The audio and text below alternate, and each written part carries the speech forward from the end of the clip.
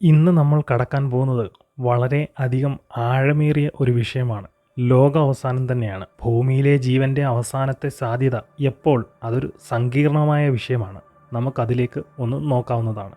എന്തൊക്കെ കാരണങ്ങളാൽ ഭൂമിയിലെ ജീവൻ ഇല്ലാതെയാകാം? ആദ്യം, കാലാവസ്ഥാ വ്യതിയാനവും ആഗോളതാപനവും കാർബൺ ഡൈ ഓക്സൈഡിൻ്റെയും മറ്റു മലിനീകരണങ്ങളുടെയും അളവ് വർദ്ധിക്കുന്നതിനാൽ ഭൂമിയുടെ ശരാശരി താപനില ഉയരുന്നുണ്ട്. 1850-ലാണ് ആഗോള താപനങ്ങളുടെ റെക്കോർഡുകൾ ശേഖരിക്കാൻ ആരംഭിച്ചത്. ഈ റെക്കോർഡ് എടുക്കാൻ ആരംഭിച്ചതിന് ശേഷം ഏറ്റവും ചൂടുള്ള വർഷമായിട്ടാണ് 2023 കണക്കാക്കുന്നത്. 2016 സ്ഥാപിച്ച റെക്കോർഡ് ചൂടിനേക്കാൾ കൂടുതലാണ് 2023 ചൂട് എന്ന് പറയുന്നത്. 174 വർഷത്തിനിടയിൽ റെക്കോർഡ് ചൂടേറിയ 10 വർഷങ്ങൾ എന്ന് പറയുന്നത് 2014 മുതൽ 2023 വരെയുള്ള കാലഘട്ടമാണ്. എന്നാൽ 21-ാം നൂറ്റാണ്ടിൽ ഏറ്റവും കൂടുതൽ ചൂടേറിയ റെക്കോർഡ് സ്ഥാപിച്ചത് 2005-ലായിരുന്നു. 1884-ൽ കരയിലെ താപനില എന്ന് പറഞ്ഞിരുന്നത് -0.74 ഡിഗ്രി സെൽഷ്യസ് ആയിരുന്നു. എന്നാൽ 2023-ൽ അത് 1.79 ഡിഗ്രി സെൽഷ്യസായി ഉയർന്നിട്ടുണ്ട്. അത്രയധികം താപനിലയാണ് കരയിൽ മാത്രമായി കൂടിയത്.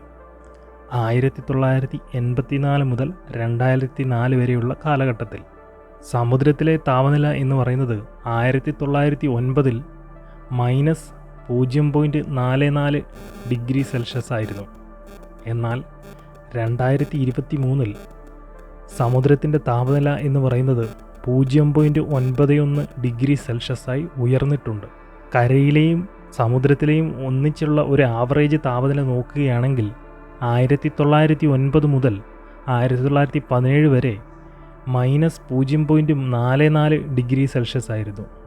എന്നാൽ 2023 ആയപ്പോഴേക്കും ആവറേജ് ടെമ്പറേച്ചർ എന്ന് പറയുന്നത് 1.18 ഡിഗ്രി സെൽഷ്യസായി ഉയർന്നിരിക്കുകയാണ്. ആഗോളതാപനം പലതരം പ്രശ്നങ്ങൾക്ക് കാരണമാവുന്നുണ്ട്. അതിൽ ഒരു പ്രശ്നമാണ് മഞ്ഞുരുകുന്നത്. മഞ്ഞുരുകുമ്പോൾ സമുദ്രത്തിൻ്റെ ജലനിരപ്പ് ഉയരുന്നതിന് കാരണമാകുകയും സമുദ്രജലം വന്ന് കര സമുദ്രത്തിൻ്റെ ഭാഗമായി മാറുകയും ചെയ്യുന്നു. കൂടുതലായി ഇത് വീണ്ടും സംഭവിക്കുകയാണെങ്കിൽ നമ്മളുടെ പൂർണ്ണമായ കര വെള്ളത്തിനടിയിലായി പോവുകയും ചെയ്യും. ഭൂമിയുടെ ശരാശരി താപനില ഉയരുന്നത് മഞ്ഞുമലകൾ ഉരുകുന്നതിനും സമുദ്രനിരപ്പ് ഉയരുന്നതിനും തീവ്രമായ കാലാവസ്ഥ സംഭവങ്ങൾക്കും കാരണമാകുന്നു. ഇത് പരിശോധിച്ചില്ലെങ്കിൽ ഇത് ഒരു കൂട്ട വംശനാശത്തിലേക്കായിരിക്കും നമ്മളെ നയിച്ചേക്കാം. നമ്മൾ മാത്രമല്ല, ജീവനുള്ള എല്ലാ വസ്തുക്കളും, എല്ലാ ജീവജാലങ്ങളും, മരങ്ങളും എല്ലാം തന്നെ പൂർണ്ണമായും വംശനാശത്തിന് ഇടയായേക്കാവുന്ന ഒരു വലിയ വിപത്ത് തന്നെയാണ് ഗ്ലോബൽ വാർമിംഗ് കൊണ്ട് നമ്മളെ കാത്തിരിക്കുന്നത്. അടുത്തതായി, സോളാർ സ്റ്റോം അല്ലെങ്കിൽ സൗരക്കാറ്റ്. സൂര്യൻ്റെ കൊറോണയിൽ നിന്നുമുള്ള പ്ലാസ്മയുടെയും കാന്തിക മണ്ഡലത്തിൻ്റെയും വലിയ പുറന്തള്ളലുകളാണ് അവ നമ്മുടെ ഗ്രഹത്തിൻ്റെ കാന്തിക മണ്ഡലത്തിൽ കാര്യമായ തടസ്സങ്ങൾ സൃഷ്ടിക്കുകയും ഉപഗ്രഹങ്ങൾ, പവർ ഗ്രിഡുകൾ, ആശയവിനിമയ സംവിധാനങ്ങൾ എന്നിവയെ നശിപ്പിക്കുകയും ചെയ്യും. ഇത് നമ്മളുടെ നിത്യജീവിതത്തെ വളരെയധികം ബാധിക്കാവുന്ന ഒന്നാണ്. കാരണം എല്ലാവിധമായ ഇലക്ട്രോണിക് ഉപകരണങ്ങളെയും ഇത് കാര്യമായി തന്നെ ബാധിക്കും. ഇതിൻ്റെ പ്രവർത്തനങ്ങളെ നിർത്താൻ ശേഷിയുള്ള അത്രയധികം ചാർജായിട്ടുള്ള കണങ്ങളാണ് ഭൂമിയിലേക്ക് വരുന്നത്. അതിനാൽ തന്നെ ഇപ്പോൾ നമ്മൾ ഉപയോഗിച്ചുകൊണ്ടിരിക്കുന്ന എല്ലാ യന്ത്രങ്ങളും, എല്ലാ ഇലക്ട്രോണിക് ഉപകരണങ്ങളും പൂർണ്ണമായും നിൽക്കും. നമ്മൾ ഒരു 300-400 വർഷം പുറകോട്ടേക്ക് സഞ്ചരിക്കേണ്ടി വരും. അങ്ങനെയായിരിക്കും നമ്മളുടെ ജീവിതം ഒരു സോളാർ സ്റ്റോം ഭൂമിയിലേക്ക് ഡയറക്റ്റായിട്ട് അടിച്ചു കഴിഞ്ഞാൽ സംഭവിക്കുന്നത്. ഇതിനു മുമ്പ് ഇങ്ങനെ സംഭവിച്ചിട്ടുണ്ടോ? ഉണ്ട്. അത് സംഭവിച്ചത് ദ കാരിങ്ടൺ ഇവൻറ്റ് സെപ്റ്റംബർ 1, 1859-ലാണ് ഇത് സംഭവിച്ചത്. സോളാർ ഫ്ലെയർ ഭൂമിയിലേക്ക് വരികയും ഇതിൻ്റെ ഫലമായി അന്നുണ്ടായിരുന്ന ടെലഗ്രാഫിക് കമ്മ്യൂണിക്കേഷനെ കംപ്ലീറ്റായി ഇത് ബാധിക്കുകയും ചെയ്തു. അതുമാത്രമല്ല, അന്നുണ്ടായിരുന്ന പല ഇലക്ട്രിക് ഗ്രിഡുകളും പ്രശ്നത്തിലാവുകയും ചെയ്തിരുന്നു. എന്നാൽ അന്ന് ഗ്ലോബലി ഇത്രയധികം ഇലക്ട്രോണിക് ഉപകരണങ്ങളോ ഉപയോഗിച്ചിരുന്നില്ല. എന്നാൽ ഇന്ന് ഇതുണ്ടാകുകയാണെങ്കിൽ അതിൻ്റെ വിപത്ത് വളരെയധികം വലുതായിരിക്കും. മറ്റൊരു സംഭവമാണ് 1972 ഓഗസ്റ്റ് 4 ഉണ്ടായത്. അന്ന് ലോങ് ഡിസ്റ്റൻസ് ഫോൺ കമ്മ്യൂണിക്കേഷൻ എല്ലാം തന്നെ സോളാർ ഫ്ലെയറിൻ്റെ ഫലമായി തടസ്സപ്പെടുകയുണ്ടായി. പിന്നെ മറ്റൊരു സംഭവമാണ് 1989 മാർച്ചിൽ സംഭവിച്ചത്. അത് വളരെ വലിയൊരു സോളാർ സ്റ്റോം തന്നെയായിരുന്നു. ഇത് കാരണം ഇലക്ട്രിസിറ്റിയൊക്കെ കാനഡയിൽ നഷ്ടപ്പെടാൻ ഇത് കാരണമാക്കുകയുണ്ടായി. ഇത് കാരണം ഏകദേശം 6 മില്യണോളം ആളുകളാണ് വീട്ടിൽ ഇലക്ട്രിസിറ്റി ഇല്ലാതെ 9 മണിക്കൂറോളം ഇരിക്കേണ്ടി വന്നത്. ഒരു ശക്തമായ സോളാർ സ്റ്റോം അടിക്കുകയാണെങ്കിൽ അത് നമ്മളുടെ കാന്തിക മണ്ഡലത്തെ പൂർണ്ണമായും തുടച്ചു മാറ്റാൻ സാധിക്കും. അതുമാത്രമല്ല, നമ്മളുടെ അന്തരീക്ഷത്തെ അത് പൂർണ്ണമായും തുടച്ചു നീക്കുകയും ചെയ്യും. അങ്ങനെ സംഭവിച്ചാൽ ഭൂമിയിലുള്ള എല്ലാ ജീവനും ഉടനടി തന്നെ ഇല്ലാതെയാകും. അതാണ് സോളാർ സ്റ്റോമിൻ്റെ പ്രത്യേകത എന്ന് പറയുന്നത്. എന്നാൽ ഞാൻ ഈ മുൻപ് പറഞ്ഞ വർഷങ്ങളിലെല്ലാം അടിച്ച സോളാർ സ്റ്റോമുകൾ വളരെയധികം തീവ്രത കുറഞ്ഞതായതുകൊണ്ട് മാത്രമാണ് ഇത്രയും പ്രശ്നങ്ങൾ ഉണ്ടായത്. എന്നാൽ അത് തീവ്രത കൂടുകയാണെങ്കിൽ ഉണ്ടാകുന്ന പ്രശ്നങ്ങളുടെ വ്യാപ്തിയും വളരെയധികം കൂടും. ഭൂമിയെ കാത്തിരിക്കുന്ന മറ്റൊന്നാണ് ഛിന്നഗ്രഹങ്ങൾ അല്ലെങ്കിൽ പാറക്കൂട്ടങ്ങൾ. ബഹിരാകാശത്തുള്ള ഈ ചെറിയ വസ്തുക്കൾ നമ്മളുടെ വീടിന് മുറ്റത്തുള്ള കല്ലിൻ്റെ സൈസ് മുതൽ വലിയ ഫുട്ബോൾ മൈതാനത്തിൻ്റെ വലിപ്പം വരെയുള്ള പാറകൾ ഉണ്ട്. ഇത് ഭൂമിയിലേക്ക് നേരിട്ട് പതിക്കുകയാണെങ്കിൽ അത് പതിക്കുന്ന പ്രദേശവും അതിനോട് ചുറ്റുമുള്ള എല്ലാം തന്നെ പൂർണ്ണമായും ഇല്ലാതാകുകയും ചെയ്യും. എന്നാൽ ഭൂമിയെ നശിപ്പിക്കാൻ പാകത്തിലുള്ള സൈസിലുള്ള ഒരു വസ്തുവാണ് ഭൂമിയിലേക്ക് ഇടിക്കുന്നതെങ്കിൽ ഭൂമി മുഴുവനായി നശിക്കുകയും ഭൂമിയിലുണ്ടായിരുന്ന എല്ലാ ജീവജാലങ്ങളും അപ്പം തന്നെ തുടച്ചു മാറ്റപ്പെടുകയും ചെയ്യും. അതുകൊണ്ട് തന്നെയാണ് ഇപ്പോൾ നാസ പോലെയുള്ള ബഹിരാകാശ സ്പേസ് റിസർച്ച് ഓർഗനൈസേഷൻ ഇവയെപ്പറ്റി പഠനങ്ങൾ നടത്തുന്നത്. കാരണം ഇത് എന്നെങ്കിലും ഒരു കാലത്ത് മനുഷ്യരാശിക്ക് തന്നെ അത് പ്രശ്നമായേക്കാം എന്ന് വെച്ചുകൊണ്ടാണ്. ഇതുപോലെയുള്ള പാറകൾ ഭൂമിയിലേക്ക് ഇടിച്ചിറങ്ങിയാൽ ആ പാറയുടെ ആഘാതത്തിൽ ഉണ്ടാകുന്ന പ്രശ്നങ്ങൾ മാത്രമല്ല നമ്മളെ കാത്തിരിക്കുന്നത്.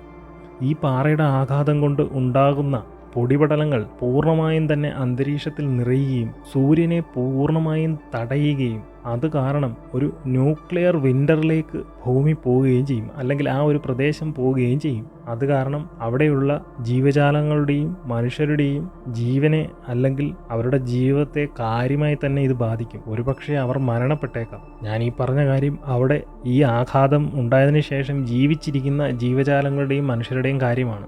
മറ്റൊരു വിഷയമാണ് രോഗങ്ങൾ. ഒരു രോഗം വന്നാൽ തന്നെ ഭൂമി മുഴുവനായി അടച്ചിടാൻ സാധിക്കുമെന്ന് നമ്മളെ പഠിപ്പിച്ചു തന്ന ഒരു രോഗമാണ് കൊറോണ. കൊറോണയെക്കാളും പവർഫുള്ളായ മറ്റു വൈറസുകൾ നമ്മുടെ ലോകത്തുണ്ട്. അതിലൊന്നാണ് നിപ്പ വൈറസ്. നിപ്പ വൈറസ് വരികയാണെങ്കിൽ മരണസാധ്യത കൊറോണയെക്കാളും വളരെയധികം കൂടുതലാണ്. അതേപോലെ തന്നെ പവർഫുള്ളായ ഒരുപാട് വൈറസുകളും രോഗങ്ങളും നമുക്ക് മനുഷ്യന് വന്നിട്ടുണ്ട്. ഇതിനുള്ള മരുന്നുകൾ ഇപ്പോഴും കണ്ടുപിടിച്ചിട്ടില്ല. നിപ്പ വൈറസിനുള്ള മരുന്ന് പോലും ഇപ്പോഴും കണ്ടുപിടിച്ചിട്ടില്ല. അങ്ങനെ രോഗങ്ങൾ വന്ന് പൂർണ്ണമായും മനുഷ്യൻ ഭൂമിയിൽ നിന്ന് തുടച്ചു മാറ്റപ്പെടാനുള്ള സാധ്യതകളെ ഒരിക്കലും തള്ളിക്കളയാനാവില്ല. ഒരുപക്ഷെ നമ്മൾ ഈ മുമ്പ് പറഞ്ഞ ഒരു കാരണങ്ങളാലുമായിരിക്കില്ല മനുഷ്യരാശി നശിച്ചു പോകാൻ പോകുന്നത്. രോഗം വന്നായിരിക്കും മനുഷ്യരാശി നശിച്ചു പോകാനുള്ള സാധ്യതകൾ ഉള്ളത്. കാരണം വർദ്ധിച്ചു വരുന്ന മലിനീകരണം തന്നെയാണ് ഇതിന് കാരണം. 1896 മുതൽ 1921 വരെയുള്ള കാലഘട്ടത്തിൽ ഏകദേശം 30 മില്യൺ ആളുകളാണ് bubonic plague, cholera, malaria, smallpox and influenza എന്നീ രോഗങ്ങൾ കാരണം മരിച്ചത്. എന്നാൽ അന്നത്തെ ലോക ജനസംഖ്യ വെച്ച് നോക്കുമ്പോൾ ഈ 30 മില്യൺ എന്ന് പറയുന്നത് വളരെയധികം വലിയ ഒരു സംഖ്യ തന്നെയാണ്. പിന്നെ മറ്റൊന്നാണ് യുദ്ധങ്ങൾ. ഒരു യുദ്ധമുണ്ടാകുകയാണെങ്കിൽ ഇനിയും ഭൂമി അതിനെ താങ്ങാൻ ഭൂമിക്ക് സാധിക്കില്ല എന്നുള്ളതാണ് അതിൻ്റെ സത്യസന്ധമായ അവസ്ഥ. ഇനിയൊരു ഭൂമിയിൽ ഒരു യുദ്ധമുണ്ടായാൽ അത് ന്യൂക്ലിയർ വാർ ആയിരിക്കും ഉണ്ടാകുക. ന്യൂക്ലിയർ വാർ ഉണ്ടായാൽ സൈനികർ മാത്രമായിരിക്കില്ല മരിക്കുന്നത്. നമ്മൾ എല്ലാവരും, ഭൂമിയിലുള്ള എല്ലാ ജീവജാലങ്ങളും സസ്യങ്ങളും എല്ലാം തന്നെ മരിക്കും.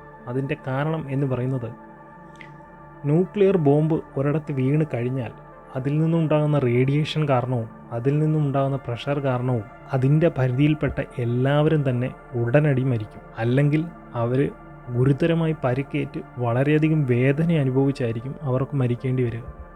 എന്നാൽ ഈ യുദ്ധമെല്ലാം കഴിഞ്ഞു എന്ന് വിചാരിക്കുക. ഒരുപാട് ന്യൂക്ലിയർ ബോംബ് പല സ്ഥലത്തായി മനുഷ്യൻ ഓൾറെഡി പൊട്ടിച്ചു കഴിഞ്ഞു.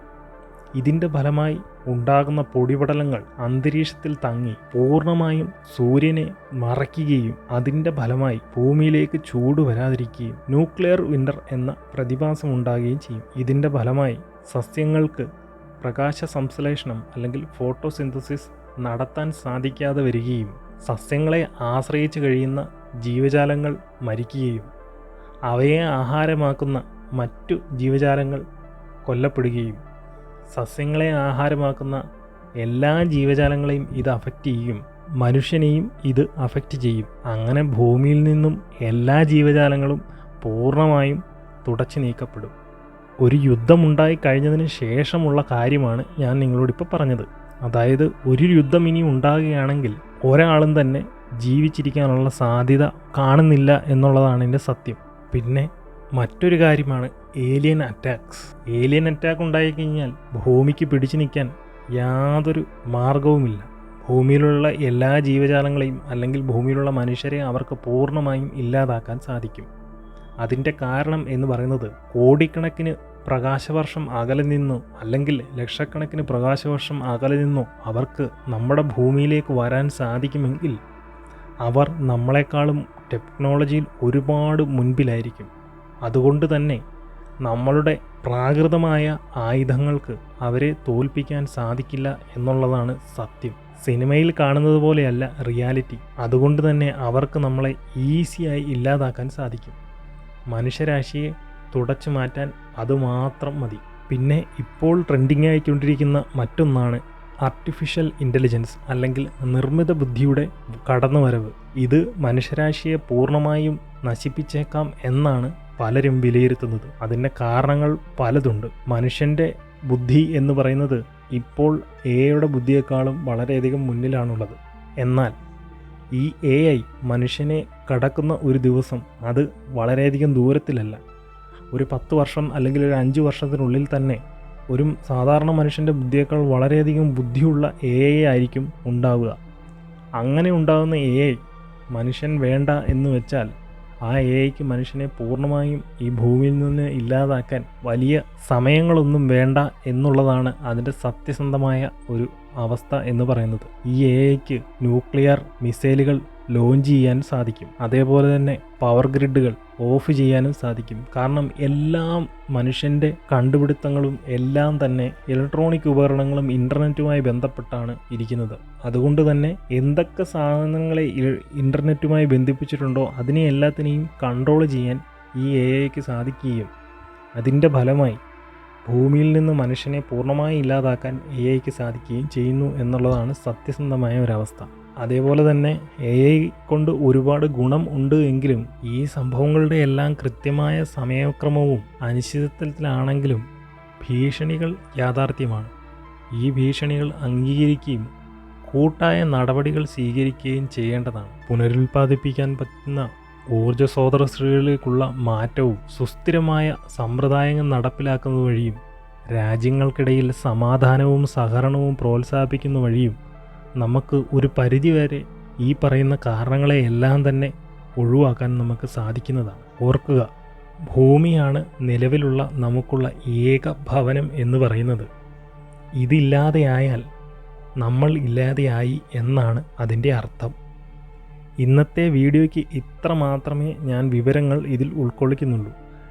ഇത് വലിയൊരു വിഷയമായതുകൊണ്ട് ഇതിനെപ്പറ്റി കൂടുതലായി പിന്നീട് നമുക്ക് പറയാം. ഇഷ്ടമായ ലൈക്ക് ചെയ്യാനും ഇഷ്ടമായില്ലെങ്കിൽ ഡിസ്ലൈക്ക് ചെയ്യാനും നിങ്ങളുടെ നിർദ്ദേശങ്ങളും അഭിപ്രായങ്ങളും കമൻറ്റുകളായി രേഖപ്പെടുത്താനും സബ്സ്ക്രൈബ് ചെയ്യാനും മറക്കരുത്. Thank you.